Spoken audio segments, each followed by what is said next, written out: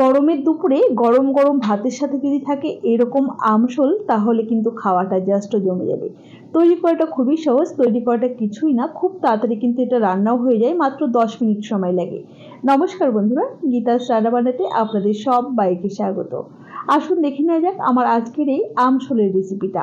আমশোল বানাবার জন্য নিয়েছি 3 পিস নুন হলুদ মাখিয়ে রাখা শোল মাছ, আর নিয়েছি এরকম লম্বা করে কেটে নেওয়া কাঁচা আম। এখন রান্নাটা করবার জন্য গ্যাসে একটা কড়াই বসিয়ে দিয়ে দিলাম পরিমাণ মতো সরষের তেল।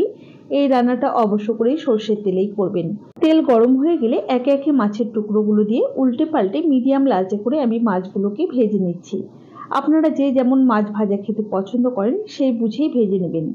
মাছগুলোকে ভেজে তুলে নেওয়ার পর ফোড়নে দিচ্ছি সামান্য পরিমাণ একটুখানি 5 ফোড়ন, একটা শুকনো লঙ্কা আর অল্প একটু কালো সর্ষে। ফোড়নটাকে কয়েক সেকেন্ড সময় নিয়ে একটু ভেজে নিতে হবে, মোটামুটি 15 থেকে 20 সেকেন্ড সময় নিয়ে ভেজে নেওয়ার পর এরকম কেটে রাখা আমগুলো দিয়ে ভেজে নেব। আম ভাজা হতে হতে এদিকে শিলের মধ্যে আমি নিয়ে নিলাম হাফ চা চামচ পরিমাণ সর্ষে, হাফ চা চামচ পোস্তদানা আর 2টো কাঁচা লঙ্কা।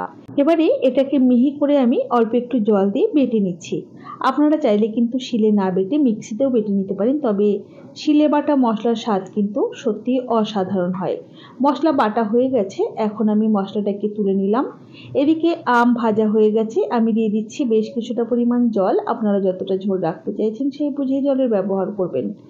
সাথে দিয়ে দিলাম স্বাদ মতো লবণ আর অল্প পরিমাণ হলুদ গুঁড়ো। নাড়াচাড়া করে ঝোলটাকে ফুটতে দেব। ঝোলটা খুব ভালোভাবে ফুটতে শুরু করেছে, এখন বেটে রাখা সর্ষে পোস্ত আর কাঁচা লঙ্কা বাটাটা এর মধ্যে দিয়ে দিচ্ছি। আপনারা যতটা আমের টক করতে চাইছেন আর কি, সেই বুঝেই কিন্তু সর্ষে পোস্তটা ব্যবহার করবেন।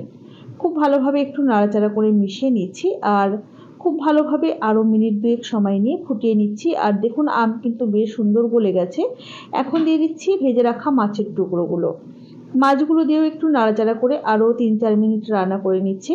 3-4 মিনিট রান্না হয়ে গেলে আমি এর মধ্যে দিয়ে দেব 1 চা চামচ পরিমাণ চিনি। যেহেতু আম খুবই টক, তো আমি টেস্টের ব্যালেন্সের জন্য 1 চা চামচ চিনি দিয়েছি। এটা কিন্তু অপশনাল, ইচ্ছে হলে দিতেও পারেন, না হলে না দিলেও চলবে।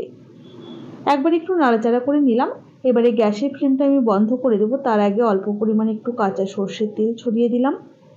এবারে নাড়াচাড়া করে নিয়ে গ্যাসের ফ্লেমটা বন্ধ করে পরিবেশন করে দেব।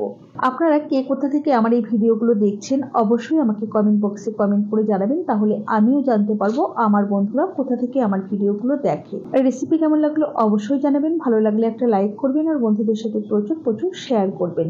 আম থাকতে থাকতে অবশ্যই একবার এই আমশোল রান্না করে খেয়ে দেখুন, আর কেমন হয়েছে সেটা আমাকে কমেন্ট বক্সে কমেন্ট করে জানাতে ভুলবেন না যেন। তাহলে আজ এই পর্যন্তই। সকলে ভালো থাকবেন, সুস্থ থাকবেন। হাজির হয়ে যাব নতুন কোনো রেসিপি নিয়ে। ধন্যবাদ।